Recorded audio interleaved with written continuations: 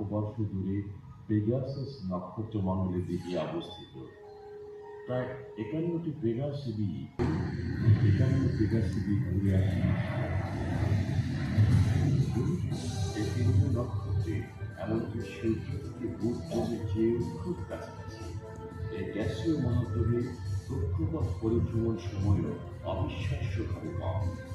পরিভ্রমণ সময়কাল মাত্র 4 দিন বেশি।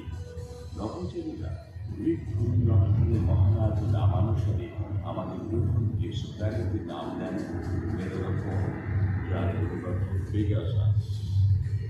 বেলেনোফোর একই গতিতে ঘূর্ণায়মান, তবে এটি এমনভাবে ঘুরে যাতে সবসময় সূর্যের একই দিকে থাকে।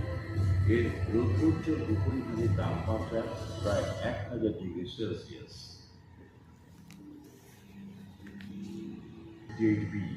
এটিও পেগাসাস নক্ষত্রপুঞ্জে দেখা যায়।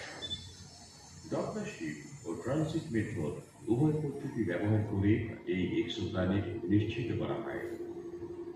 ট্রানজিট মেথড ব্যবহারের মাধ্যমে এই গ্রহের পরিবেশও চিহ্নিত করা হয়।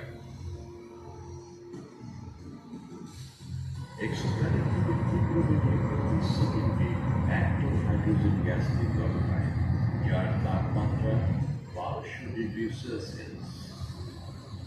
এক্সোপ্ল্যানেটকে সামনে থেকে কেন্দ্রীয় নক্ষত্র পরিক্রমা হওয়ায় দ্বীপের মাওনা ক্রিয়া 4200 মিটার উচ্চতার শীর্ষে মাওনা ক্রিয়া বিশ্বব্যাপী জ্যোতির্বিজ্ঞান কেন্দ্র হিসেবে পরিচিত।